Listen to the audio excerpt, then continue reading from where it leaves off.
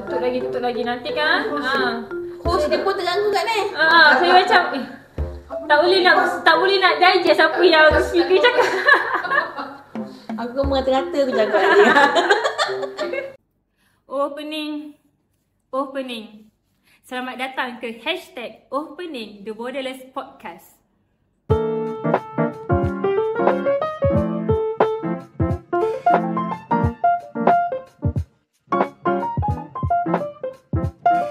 Assalamualaikum, bertemu kembali kita di dalam podcast #Opening The Borderless Podcast. So topik kita hari ni, kita nak bincangkan tentang cukup pekerja, terlebih pekerja atau terkurang pekerja. Memang masalah yang selalu kita hadapi dalam company-company. So hari ni kita bersama Puan Jannah yang dah 10 tahun berkhidmat dalam HR, dalam industri HR. Sebelum kita mula, penonton-penonton jangan lupa like, subscribe and share video ni sebab kita nak banyak company, kita nak reach kita punya isi intipati podcast kita kepada lebih ramai business owner, supaya lebih ramai business owner faham dan pekerja pun mendapat benefit yang sewajarnya daripada syarikat mereka. Okey Puan Jannah, Assalamualaikum. So hari ni kita nak bincanglah sama ada macam mana company ni nak tahu pekerja dia lebih banyak. Kadang masalah, ya Allah saya ni macam selalu kita dengarkan business owner tak cukup tangan, tak cukup kaki, tak cukup tangan dan kaki, tak cukup semua kan. Sebenarnya cukup ke tak cukup? Ini adalah perkara biasa yang kita dengar daripada majikan. Saya tak cukup staff lah Puan. Boleh tak Puan carikan orang? Kan? But for the record kita tak buat recruitment lah. Tetapi inilah dilema yang selalu kita dengar daripada majikan. Tak cukup staff. Tapi bila kita tengok staff dia ramai juga. Jadi apa cerita yang berlaku kat sini kan? So yang pertama sekali adalah sebenarnya majikan ataupun business owner perlu faham keperluan company sendiri. Kan? Dia kena tengok kembali, rujuk kembali kepada mission and vision. Apa-apa yang company buat sebenarnya haruslah merujuk kepada mission and vision kembalilah. Daripada mission and vision tersebut baru kita boleh gambarkan struktur organisasi yang sebenar. Kat sini yang kita panggil elemen organizational development. Oh, maksudnya ini pun sebenarnya HR lah juga.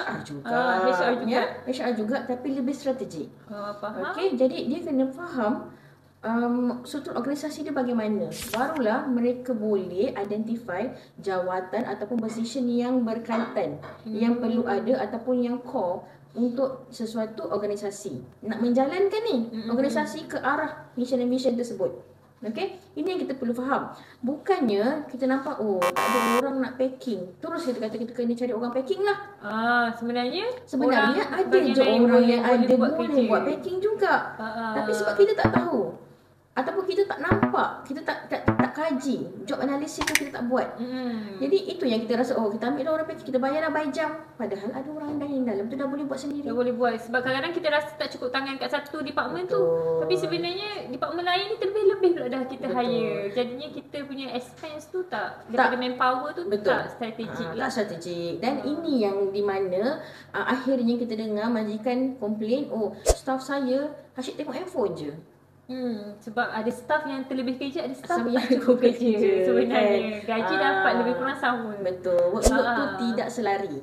Tidak selari. So macam mana sebenarnya bila kita kata workload kerja ni, tugasan kerja, maksudnya berkaitan dengan JD lah. Betul. Job description. So sebagai business owner, macam mana business owner ni nak pastikan bila nak hiring tu kita bagi JD yang tepat kepada pekerja kita. Proses ini sebenarnya berterusan daripada proses yang kita sebut tadi nak identify organisation structure dan sebagainya.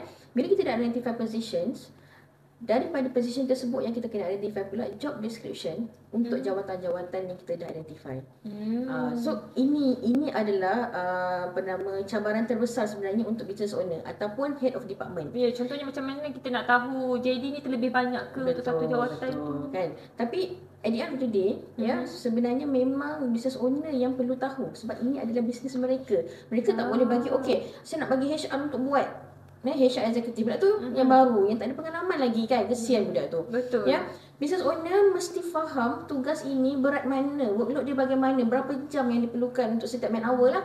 Ya, setiap responsibility, kita panggil responsibility ya, dan apa target untuk setiap responsibility tersebut. Target tu yang penting. Ya, kita sekarang ni terkapai-kapai sebut pasal KPI dan sebagainya sebab jadi kita tidak dapat cater ataupun tidak dapat untuk identify apakah target. Maksudnya tak boleh diukur. Tak ada diukur. Jadi itu sebagai jadi tugas list of tugas kita panggil kan. Senarai tugas sahaja. Sebenarnya jadi itu perlu meliputi peranan ataupun tanggungjawab responsibility. Responsibility itu perlu dipikul dengan target. Itulah bawa kepada performance pula. Betul. Jadi tak perlulah kadang-kadang kita tak perlu nak sebut pasal KPI lagi pun. Kita dah ada target dah untuk setiap pekerja ni. Sebab itulah business owner ni sebenarnya yang kena ada overview semua benda. Company dia capai apa, daripada situlah dia create JD. Betul. JD itulah yang kita mencari talent yang betul. Tak adalah staff kita yang kita rasa macam tak cukup staff walaupun dah hire staff. Betul. Jadi JD ni jugalah yang perlu kita, yang mereka boleh gunakan untuk bawa kita masa mencari talent yang baru. Kita nak cari orang. Faham. Jadi JD ni sebagai panduan kita nak interview calon.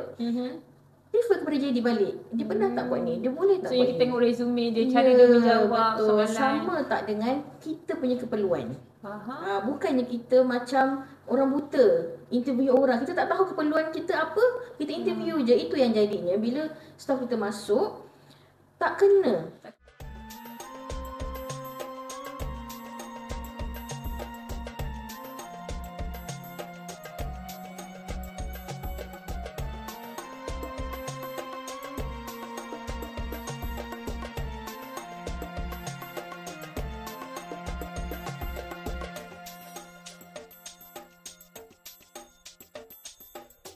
So seandainya lah kan, contoh macam kalau saya business owner, kita dah buat JD semua. Lepas tu sebelum ni kita dah buat satu kesilapan lah, kita dah hire terlebih. So apa yang kita nak buat pula dah, kalau memang betul lah lepas kita check JD terlebih banyak pula dah pekerja kita, expand dah banyak dah, keluar bayar gaji. Betul. Macam mana yang kita nak buat ni Puan Jana? Ada beberapa langkah lah ya. Kalau anda kata kita memang ada kapasiti tersebut, kita kena buat upskilling atau reskilling balik lah. Reskilling untuk dimasukkan dalam department-department yang relevan. Maksudnya memang department ni kita nampak dia nak grow. Maka orang yang terlebih department lain ni kita kena reskill untuk menyokong department lain tersebut.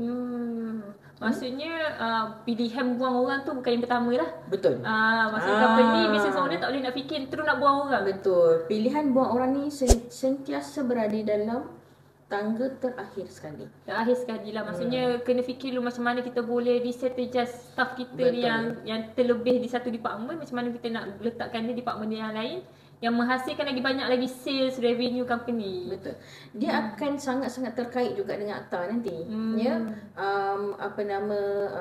Labor office ataupun pejabat buruh dah mengeluarkan guide dah pun, panduan bagaimana untuk pemberhentian. Ini dah sedikit orang kata serius sikit lah bila kita cakap pasal pemberhentian kan.